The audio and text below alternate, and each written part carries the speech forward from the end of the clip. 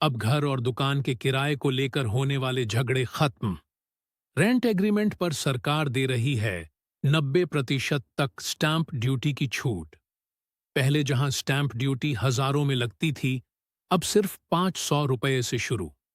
10 महीने से ज्यादा का एग्रीमेंट भी अब सस्ते में रजिस्टर्ड होगा। किराएदार और मकान मालिक दोनों के विवाद होंगे कम और कानूनी सुरक्षा ज्यादा।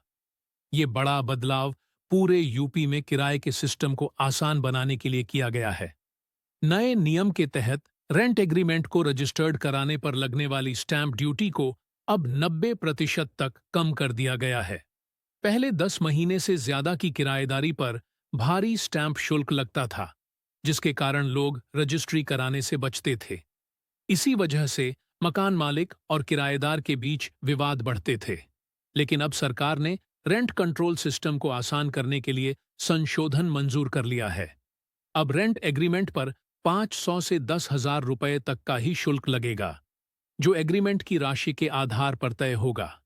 इसके साथ एक और बड़ी बात, रजिस्टर्ड किराएदारी की अधिकतम सीमा 10 लाख रुपए तक तय कर दी गई है। यानी बड़े मकान, दुकानें, शोरूम और कमर्शियल स्पेस भी आसानी से रजिस्टर्ड हो सकेंगे। पुराने 1908 वाले किराएदारी कानून के बदलाव से अब पूरा सिस्टम पारदर्शी होगा।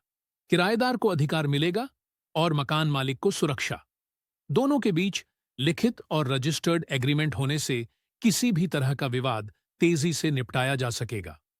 सरकार का लक्ष्य है कि किराए की मार्केट में पारदर्शिता बढ़े और लंबित विवाद कम हो।